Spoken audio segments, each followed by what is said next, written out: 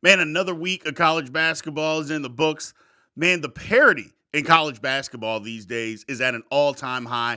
I know personally that I love it, and I think a lot of you guys out there love it too. I know we have our certain teams that we love and we root hard for them, but just to see the ever changing world and anybody can win, I think that's what college basketball is these days. I believe people love that the parity is there. Let's take a deep dive in this. We got our resident college basketball analyst, Bryant Northern, former U of L basketball player, to talk to us. Let's get into it.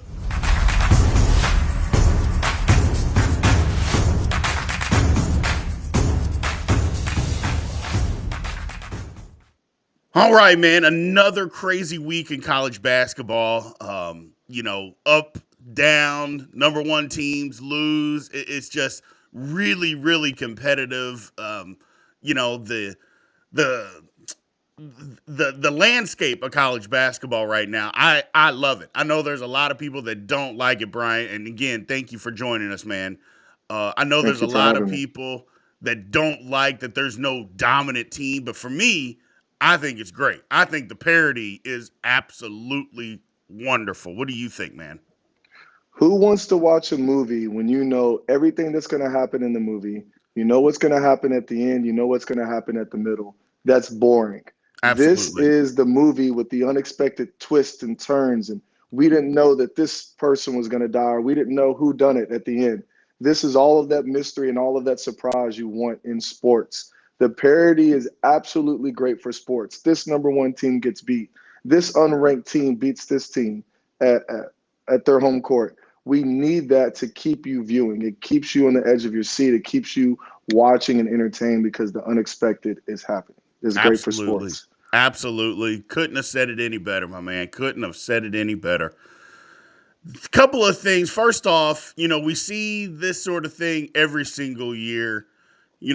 I'm wearing my K State gear today, and I got a bad feeling about my Wildcats, man. It looks to me like they have hit a wall. I tweeted some information about out this, and people jumped down my throat, and there were other people that 100% agreed. But it's just the fact is they have hit a wall, and we see it every year from teams. A team that you don't think is going to be very good at the beginning of the year, they come out like a house of fire, win games that you don't think that they should win, really competitive. But about February, mid February, they hit that wall, and it's like, okay, they're struggling. They are struggling at the wrong time of year. And Kansas State, man, I want them to get it turned around. And I think they can because they got the pieces in place. But right now, they're going through it, man. They are going through it. I think for Kansas State, what it could be is we're seeing a lot of times in conference play, you have a secret sauce, you have something that's Absolutely. working. And then conference play hits where these teams watch you and they scout you and they know your every move and your every play. They know all your wrinkles and they know every player's tendency.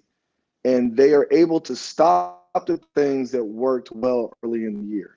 So Yeah. for me, that first 10, 12 games or so is not who you really are. We don't really know who you are until you get in the thick of that conference play and you're starting to play some teams a second time, and teams have seen you play 8, 9 games and they know what to expect. And that's why the days of past, coaches like Patino, he would make those runs in March. And we have some coaches who they're great all year and then they can't make that postseason run, which I know you're not big on Matt Painter and Purdue, but Purdue fits in that category. They have had some great teams all year, Yeah. but they can't make that final postseason run. Yep. What we could be seeing with Kansas State is they're hitting that wall, that midseason. Well, we're a little further in the midseason, but they're hitting that wall in conference play. And it's also the best conference, but Yeah. the plays aren't working anymore. The continuity isn't there. This play worked 3 weeks ago, 6 games ago. Now it doesn't work anymore. And I think that's ultimately what's happening to your team.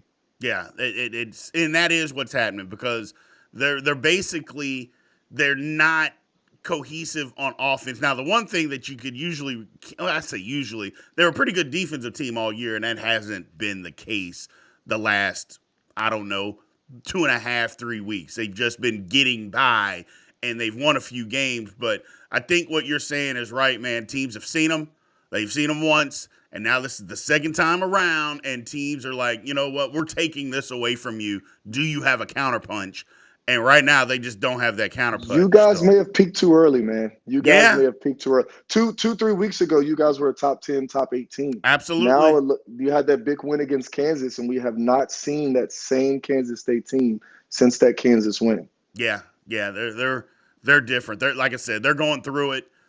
It'll be up to the coaching staff to get this thing turned around because none of the guys on their team have won anything. They haven't won Hmm. anything. So the coaching staff has. So we'll see what Jerome Tang, and I believe in him because I think he's a really good coach. So we'll see what they can do. Moving on just into the Big 12 in general, man, it's a meat grinder. And I think, again, part of what Kansas State's problem is, it's the best conference by far. And it Hmm. is just a meat grinder. You're seeing, again, Texas, who had lost some games. Texas is really, really good. I don't think people understand how good Texas. Obviously, Kansas is good, and Kansas is going to get the benefit of the doubt just because they're Kansas. But Kansas, Baylor again is really good. I just think top to bottom, we've talked about it, and everybody knows it's the best conference. But they're going to get 8 teams in this tournament, and if the bottom two teams keep winning, like Oklahoma and Texas Tech keep winning, I don't think Tech can get there. Oklahoma might be able to get there with if they just keep winning games. Now they lose 2 or 3 more games, then yeah, no. But man, this conference is tough. This is the conference where you see a team with 17, 18 wins get in. There could be a Yeah, team in the Big 12 that has 18 wins that gets in, and then there's another team in the SEC with 20 wins that doesn't get in. yeah, The strength of schedule, the strength of play for the Big 12. If college basketball was boxing, this would be the heavyweight guys. These are the big boys. My absolutely. concern for the Big 12 is, are they going to beat each other all up and not be Yeah, able to make a run in the tournament? Will they be so exhausted, so right, injured, bumps and bruises from all these competitive physical games where right. they're not in full capacity to make that run in March? Because you're going to want everybody to be healthy. You're going to need everybody flowing, and you don't need all those nagging injuries that comes from grueling games. Absolutely. Well, that Big 12 tournament is going to be just a bloodbath. And I think Is it it's going to almost be, better not to win it though, Big D? Would you it almost be said it better to right lose early before I and rest? could. Yeah. Absolutely, man. It's like, okay, do I just go out in the quarterfinals and we just rest up and get in this NCAA tournament? Because 3 days in a row in this conference, you're going to be beat up. And I don't know that the 4 days off that you get is enough time with travel and everything. I don't know that that's enough time to get right. Now, if you win it, you're going to be a higher seed, so you may get some fortune there, but man, that's just going to be just tough on these kids' bodies, man, in that conference. I think if you're already a 1, 2, or 3 seed, I don't know if you want to win this. I mean, Yeah, ultimately, you get 1 seed higher. If you're a 3 and now you make it to the championship game of your conference tournament, now you're a 2. I yeah, don't know if that helps you. You've now played 3 extra games. You're absolutely. exhausted. You've went back to back to back. Couple days off, and now you're playing again. Yeah, No, sir. I actually think it would be a blessing in disguise to lose absolutely. early. Now, if you're a 7 seed and you're trying to fight to improve your That's tournament different. resume, That's right. win. That's But different. if you're a 1, 2, or 3 seed, I don't think you need to win that tournament. You don't want to play Yeah. 4 games in 4 days or And three quiet as games in three kept, days. Brian, as quiet as it's kept, the coaches feel the same way as what you just Really. said. They 100% feel the same way. They want to win. Don't get me wrong. But if they happen to get beat, they're not going to cry any tears. They're like, you know what? Fine. Let's go rest up and let's go get this NCAA tournament underway. For So, people who don't think that fatigue matters and being well rested, go back a couple years ago. UCLA and Gonzaga go to overtime. Okay. Had Gonzaga not went to overtime in that grueling physical defensive game, yeah, they don't get blown out by Baylor. right, That game took everything out of them. And if right. you're an athlete and you know you're watching right now, you remember those games where you get one day Absolutely. off and you got to play. When your body's just not there, it's not the same. So I think ultimately being well rested, having that time to prepare, having that time to let all those little nagging little injuries heal is what you're going to need in the tournament. So, like I said, the Big 12, I'm a little concerned for them. Are they going to beat each other up to the point where the 2 or 3 teams we're expecting to make a run can't? Right. That's great points, man. Great points. Moving on into the Big Ten, Purdue has lost some games, and it's just what I told you. I know Purdue's good. I get it that they're good, man, but they're losing some of these basketball games that I don't think they should be losing. Look, I get Northwestern is good. You know, they just beat Indiana, and I believe Indiana's a good basketball team, and Northwestern is good. But if Purdue's the type of team that we think that they're going to be, they can't lose that game, can they, Bryant? Yes, they can. And here's why. I still think that the Big Ten is the second best conference top to bottom. Sure. Northwestern is Northwestern. They're not going to probably make the tournament. They're an academic, prestigious school. I mean, it is what it is. But in basketball this year, you don't want to play them. You almost rather play a Michigan or Michigan State. You don't want to play Northwestern at Northwestern. That game to them is everything. They look forward. Almost every game for them is a big deal. Think about that. It's almost like their Super Bowl. They want to beat a IU. They want to beat a Michigan State. So every game for them, I think there's a different mental approach. Now, Purdue, they could have lost to Gonzaga earlier. They could have lost to some really good teams earlier, but they didn't. So now they're taking some lumps now. And I think what they're going to see is, are we going to see a better Purdue because of it? This losing sometimes helps you in a way that, Sure okay, it we, does. we are human. We can get beat. If we don't Sure. listen to the coaches, if we don't execute, maybe they had a bad week of practice and they lose to Northwestern. This is their wake up moment. Hey, guys, we got to get better. We really have to work. We really Right. have to run our sets. So I don't think that number one seed, it doesn't matter. If you don't end up winning the tournament, if you don't make it to a Final Four, who cares if you're number one or number three? What they Correct. have to do is get all of those guys back on the same page. They have to keep doing the little things they did that made Purdue great and what they are. And you kind of said early, hey, a really athletic team is going to beat them. Well, Northwestern is not overly athletic, and they No, still they're beat them. not. No, they're Purdue not. can lose to anybody. They can lose to someone who just executes and passes and isn't overly athletic or overly big, who just plays great basketball. And I think everyone is in that category. I don't think you have to run into a team from the Big 12 who's big, strong, and athletic. You can just run into a great, smart basketball, well coached, well executing team and lose. But I think what we Yeah. need to see is let's put them on the watch. Let's see how they do the next 2 or 3 games. Is this Purdue kind of Right. falling out into a slump, or is this just a bad game and a great bad game for Purdue, great game for Northwestern? Right. And that's where I'm going to stay. I think it's a bad game for Purdue, great game for Northwestern. But if I'm the coaching staff, I now take this game and say, hey guys, do I have your attention? You are beatable. You just lost. Let's get back to the little things. Let's get back to the X's and O's. Let's get Zach Edey the ball and everybody do their role, and we can still be the top team that we've been all year. Right. No, no, that's a good point. The only difference is, or I should say, the only thing I disagree with, I think Northwestern's going to make the tournament. I mean, they got a good record. They've won some games. I think Northwestern is I, in. I hope they do. I would love to see Northwestern make the tournament because Yeah, once again, in that parity we're talking about early, it's great for college basketball. absolutely, absolutely. And moving on down the road, again the Big 12 or the Big 10 conference, excuse me, is definitely the second best conference. But it's kind of what we've mentioned before. I just think the Big Ten is going to get a bunch of teams in, and we get around to the second weekend, there's going to be one or two of them standing. And it's the great point that you made last week, Brian, is they're going to have a couple of teams that are 1 through 4 as far as seeds, and they're going to be able to win some games, or at least a game.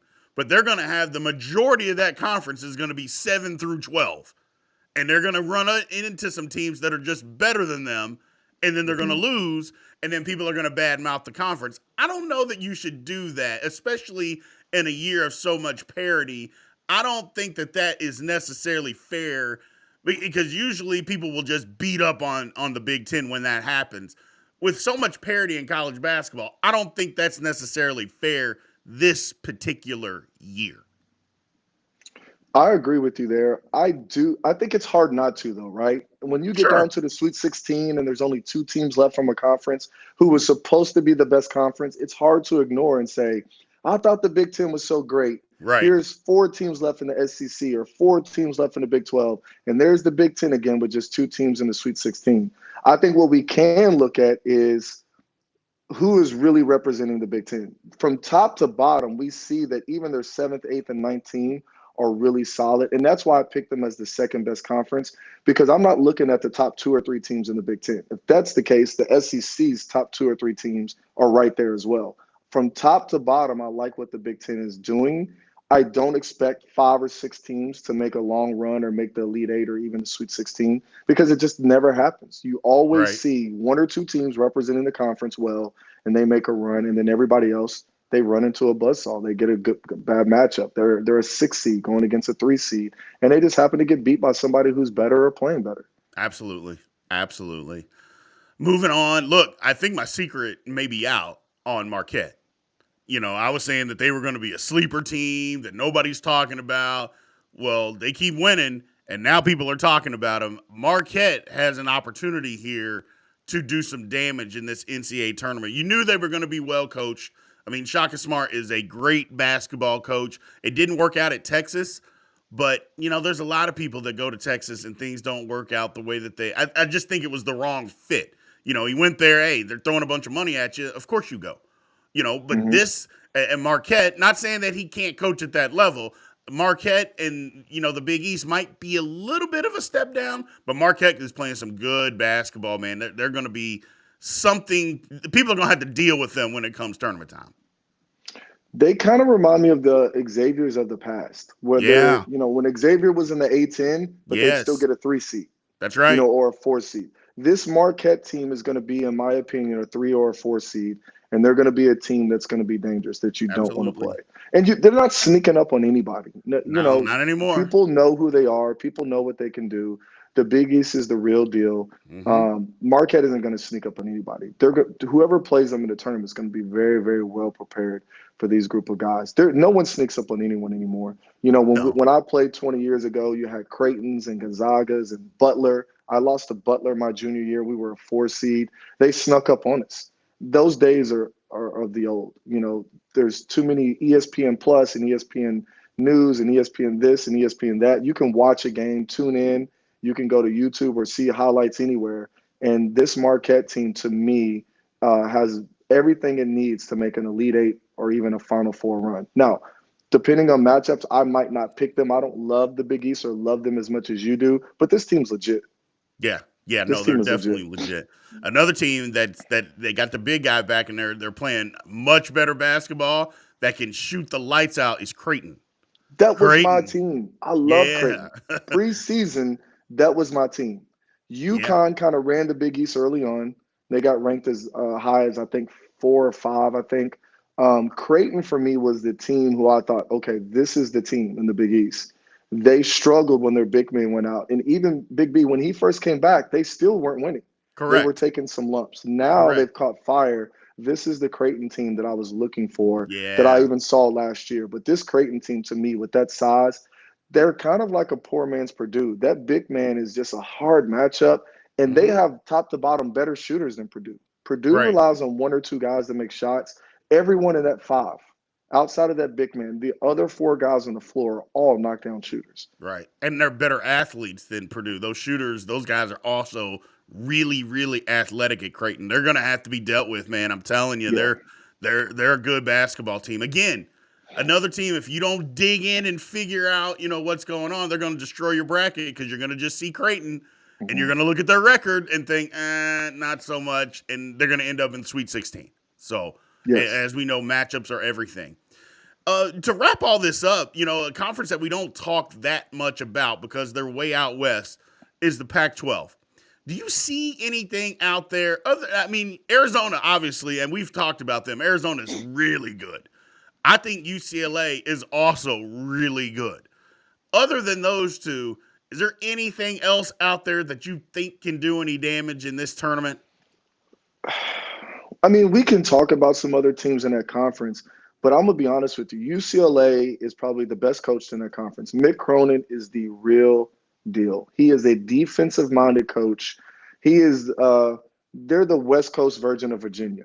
So you Okay. got Virginia on the East Coast, and then UCLA is the West Coast version of that. They can play a game to 50 and hold you to 40. They can play Right. a game to 55 and hold you to under 45. They can play a game to 45 and hold you under that. They are the real deal. They have 1 or 2 guys on that team who I think have a chance of playing in the pros. Their Mm-hmm. point guard is experienced, the little Tiger guy. Mick Cronin is a Rick Pitino, Bob Huggins mentee. He's come from a group of guys who've just gotten it done. He was also on that staff with Kevin Willard and Scotty Davenport. I mean, you have all of the pieces from coaching to players to make another run. There's something about when you've been there before that helps you get back there. Right. And they've been Absolutely. there. They've been to a Final Four. He's won with these guys. And I think what we're going to see is UCLA every year is going to be a team. They are Mm-hmm. going to be a top 10, top 20 team every year. They're not going anywhere. It's LA. He doesn't have a hard Absolutely. time recruiting there. No. All the stars, all the money. It's No. Los Angeles. It's beautiful women. It's great basketball. They have all the tradition and history. Mick Cronin's the real deal, man. And I know Yeah. a lot of people didn't like him at that hire, but I think UCLA is a team that we need to watch out for. And then we both said before numerous times, Arizona's a matchup nightmare. They're even big at the Absolutely. point guard spot, and they got those bigs. They're the only team this year I've seen that made Indiana look small. Right. They're the only team I've seen this year that made Indiana look little. And those Right. big guys gave Trace Jackson Davis the blues. So Yeah. I love those two teams. Unfortunately, there's nobody else really in that conference that kind of piques my interest. I love that Arizona and UCLA, they're gonna we talked earlier about representing the conference. They're gonna represent the Pac-12, and they're both teams who can make a Final Four run. Absolutely. Absolutely. I know we got some other conferences and stuff like that, but we've touched on them before. I think these are the major ones because ACC doesn't do anything. They don't move the needle for me. The SEC, they've got a couple of teams. I think Kentucky is finding their way back into the tournament, but they got to keep winning. If they keep losing, I know they got a big win last night on the road, and it was a key victory. But if they lose a couple more games, they're going to be. I mean, you just start looking at their schedule. You think, oh, Kentucky, they got a decent record, but they hadn't beaten anybody that was They're a any bubble, good. man. Big Jiminy D, Christmas. It's they're crazy that they bubble. haven't. It's bubbles all day. I got a Yeah. two-year-old daughter who, when it gets warm, all she wants to do is play with bubbles. Kentucky, little UK would be in those bubbles. They're Oh, 17-9.